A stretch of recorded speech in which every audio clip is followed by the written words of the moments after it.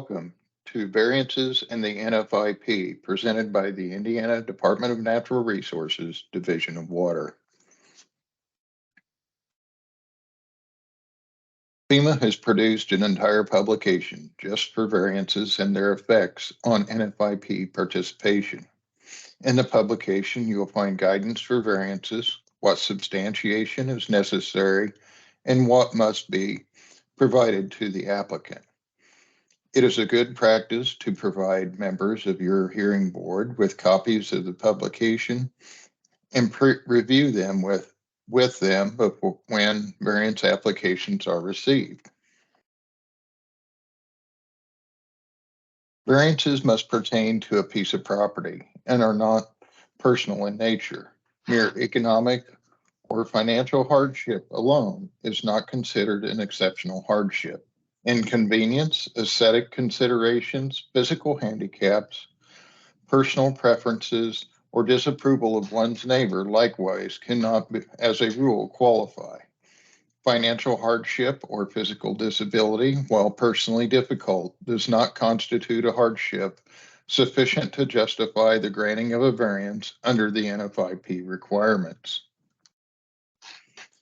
The granting of a variance must not increase flood heights, create additional threats to public safety, cause additional expense, create nuisances, cause fraud or victimization of the public, or conflict with existing community laws or ordinances. Variants are subject to the following standards. Any variance or exception granted in the floodway will require a permit from Department of Natural Resources.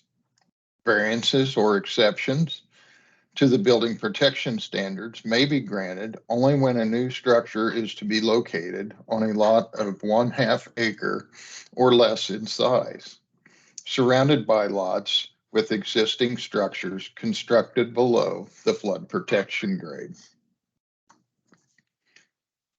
Variances or exceptions may be granted for the reconstruction or restoration of historic structures upon a determination that the proposed repair or rehabilitation will not preclude the structure's continued designation as an historic structure, and the variance is the minimum to preserve the historic character and design of the structure.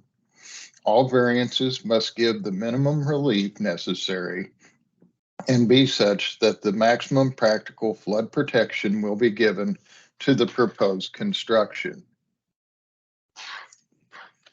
The Board of Zoning Appeals or designated authority must issue a written notice to the recipient of a variance that the proposed construction will be subject to increased risk to life and property and could require payment of increased flood insurance premiums. This is one of the most common failures for communities that grant variances in the special flood hazard area. Once the variance is granted, they fail to provide the written documentation to the applicant that is required by the NFIP. Beware, more than one unjustified variance constitutes a pattern of noncompliance, which may result in enforcement action by FEMA. Enforcement action may be probation or suspension from the NFIP in any given community that is deemed noncompliant. At probation, every policyholder will have an additional $50 fee added to their premium. Upon suspension, NFIP flood insurance is no longer available in the community. This may lead to decreased property values and increased interest rates on home loans. Thank you for watching Variances in the NFIP.